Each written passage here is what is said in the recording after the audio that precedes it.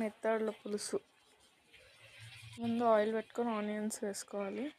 Onions కొంచెం మగ్గిన తర్వాత అలా కొంచెం ఒక 2-3 మినిట్స్ మగ్గిన తర్వాత టమాటోస్ యాడ్ చేసుకోవాలి.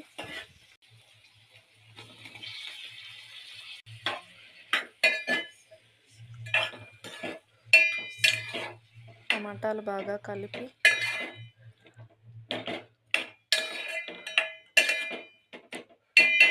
కొంచెం ఉప్పు పసుపు యాడ్ చేసి బాగా కలుపుకొని మూత పెట్టుకోవాలి. మూత పెట్టిన ఒక 5 మినిట్స్ బాగా మగ్గిన తర్వాత మూత పెట్టుకొని 5 మినిట్స్ బాగా మగ్గాలి. టమాటాలో వాటర్ అంతా వచ్చిన తర్వాత మళ్ళీ ఒకసారి కలుపుకొని మనం శుభ్రం చేసుకున్న మెత్తళ్ళు అలా మెత్తగా అవ్వాలి. మనం శుభ్రం చేసుకున్న మెత్తళ్ళు తీసుకొని కూరలో యాడ్ చేయాలి. శుభ్రంగా మళ్ళీ ఒకసారి వాటర్లో పంప్ చేస్తూ కూరలో యాడ్ చేయాలి. చేసి బాగా కలుపుకొని మూత పెట్టి మళ్ళీ అలా 5 మినిట్స్ మగ్గనివ్వాలి.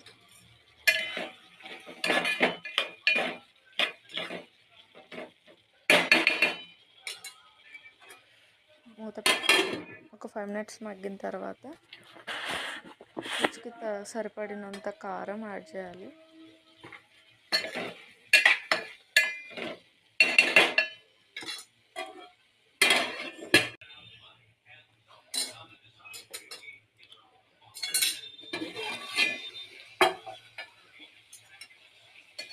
ఇలా దగ్గరగా అయిన తర్వాత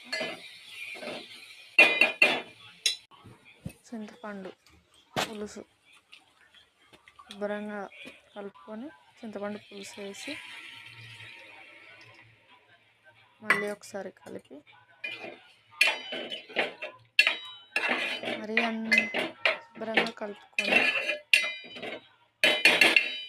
మరీ అంత హై ఫ్లేమ్ కాదు, మీడియం ఫ్లేమ్ కాదు, మీడియం ఫ్లేమ్లో పెట్టద్దు. నార్మల్గా పెట్టి హై ఫ్లేమ్ కాదు, మీడియం ఫ్లేమ్ కాదు, మిడిల్లో పెట్టి మూత పెట్టి ఒక 5 మినిట్స్ మగ్గనిచ్చిన తర్వాత